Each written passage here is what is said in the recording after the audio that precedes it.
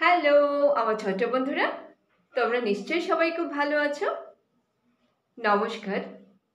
বরাক বিনোদনের কচি কাচাদের সাথে গল্পের অনুষ্ঠানে আমি আলপনা আবারও ফিরে এলাম। আজকের গল্প রাজকন্যা, রাজপুত্র ও দুটি সাপের গল্প।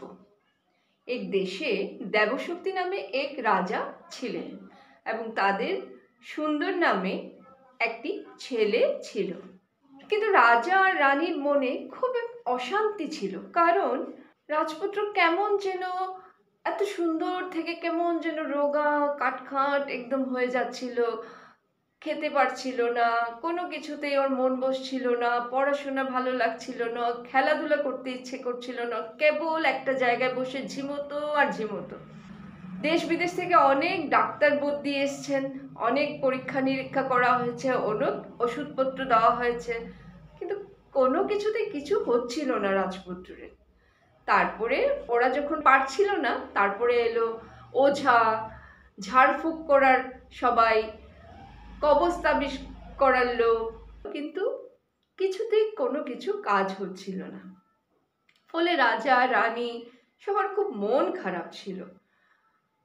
এদিকে রাজপুত্রেরও মনে খুব একটা নিরাশা হয়ে গেল যে বোধহয় ও আর বাঁচবে না। রাজপুত্র একদিন রাত্রিবেলা চুপি চুপি দেশ থেকে বিদেশের পথে বেরিয়ে পড়ল। 7 দিন 7 রাত পার করে রাজপুত্র আরেকটা ভিন্ন দেশে গিয়ে পৌঁছালো এবং সেই দেশের রাজার নাম ছিল বলি। এবং সেই রাজার ভারী মিষ্টি মিষ্টি দুটি তরুণী কন্যা ছিল। একজনের নাম রূপবতী, আরেকজনের নাম প্রজ্ঞাবতী। রূপবতী যেমন খুব মিষ্টি কথা বলতো, খুব সুন্দর গান করতো, খুব সুন্দর ময়ূরের মতো নাচতো, কোকিলের মতো গানের গলা ছিল, মুখের কথা যেন মধু ঝরত। আর প্রজ্ঞাবতীর ভ্রমর কালো চোখ, বর্ষার মতো মেঘের মতো ঘন কালো চুল, বাঁশির মতো মিষ্টি গলার স্বর। দুজনেই গুণে সরস্বতী, রূপে লক্ষ্মী। রোজ সকালে স্নান করে মন্দিরে গিয়ে পুজো দিয়ে রাজাকে ওরা প্রণাম করত। রূপবতী চন্দন লাগিয়ে কপালে রাজাকে বলতো, রাজা আপনার দয়ায় আমরা বেঁচে আছি, আপনার খুব ভালো হোক, আপনার রাজত্বের জয় হোক। রাজা খুব খুশি হতেন রূপবতীর কথায় এবং খুব ভালো করে ওকে মাথায় হাত রেখে আশীর্বাদও করতেন। আর প্রজ্ঞাবতী খুব স্পষ্টবাদী ছিল। ও রাজাকে প্রসাদী রক্তচন্দনের তিলক লাগিয়ে কপালে বলল, সবাই সবার কর্মফল ভোগ করে আপনিও আপনার কর্মফল ভোগ করুন। প্রজ্ঞাবতী খুব স্পষ্টবাদী ছিল, খুব সত্য কথা বলে দিত, যতই অপ্রিয় হোক। একদিন রাজার ধৈর্যের আর সীমা থাকলো না।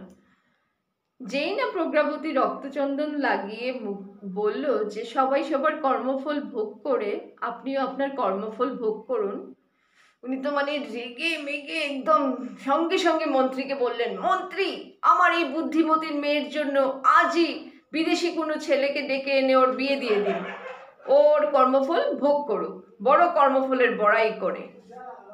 রাজার কথা তো আর অমান্য হওয়ার নয়।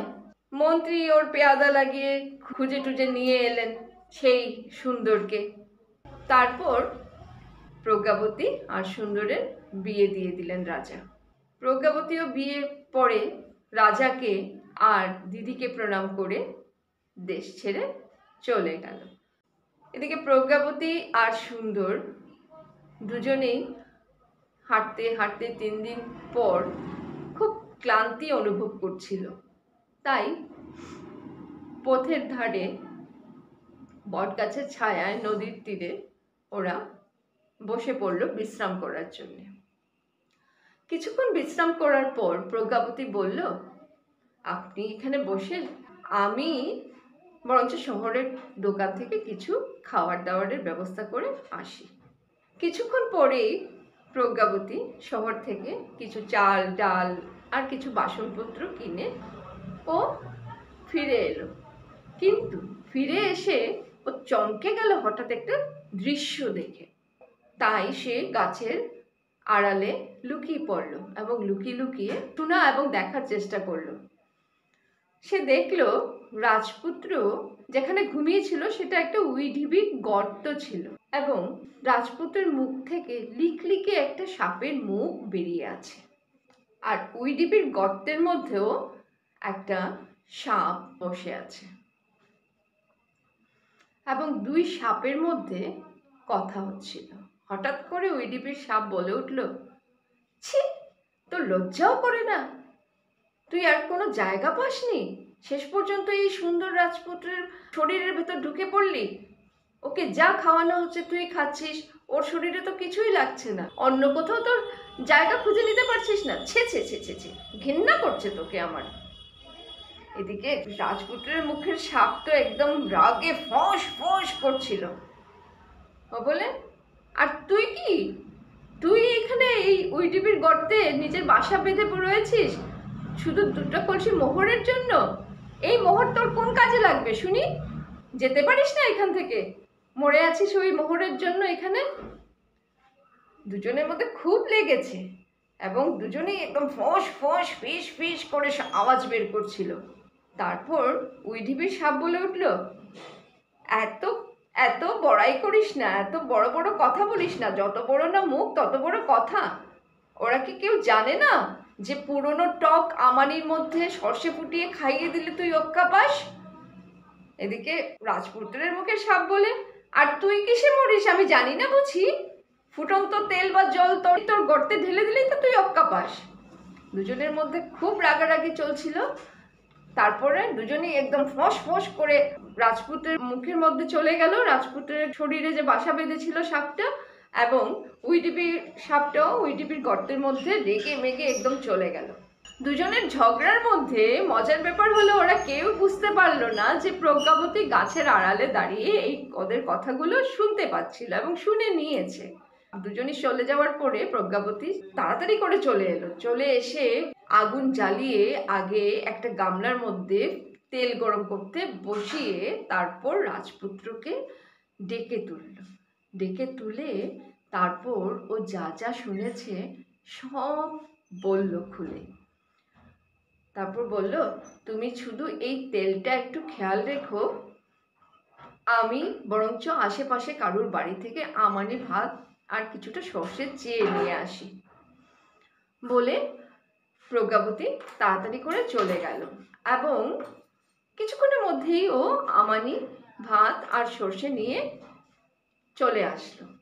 তারপর যেভাবে গর্তের সাপটা বলেছিল ঠিক সেইভাবেই আমানি ভাত আর সর্ষে গরম গরম বানিয়ে রাজপুত্রকে খাইয়ে দিল। কিছুক্ষণের মধ্যেই রাজপুত্রর মনে হলো যে ভেতর থেকে পাহাড় সমান কিছু একটা বোঝা নেমে গেছে। সঙ্গে সঙ্গে ওর প্রাণ তাজা হয়ে উঠেছে, মন ফুরফুরে হয়ে উঠেছে, একদম খুব প্রাণোজ্জ্বল হয়ে উঠেছে। তারপর প্রজ্ঞাবতীর হাতে ধরে বলল, তুমি আমাকে বাঁচালে প্রজ্ঞাবতী। এতদিন কি না কষ্ট পেয়েছিলাম, কি মনের দুঃখে আমি নিজের দেশটাও ছেড়ে এসে গেছিলাম। ভেবেছিলাম আর বোধহয় আমি আর বাঁচবো না। তুমি আমাকে নতুন জীবন দিলে প্রজ্ঞাবতী। তারপর প্রজ্ঞাবতী গরম তেল নামিয়ে ওই উইঢিবির গর্তে ঢেলে দিল এবং সেখান থেকে দুবার ফস ফস গর্জন শুনেছে। তারপরে আর কোনো আওয়াজ নেই। তারপরে ওরা বুঝতে পারলো যে সব শেষ। কয়েকদিন ওখানে গাছতলাতেই ওরা কাটালো। তার মধ্যে সুন্দর উইঢিবি থেকে দুটি মোহরের কলসিও বের করলো। তারপর প্রজ্ঞাবতীকে সঙ্গে নিয়ে নিজের দেশের দিকে রওনা দিল। আজকের গল্প এখানেই শেষ। তাহলে আবার দেখা হবে। ততক্ষণ তোমরা খুব ভালো থেকো। Tata, bye bye.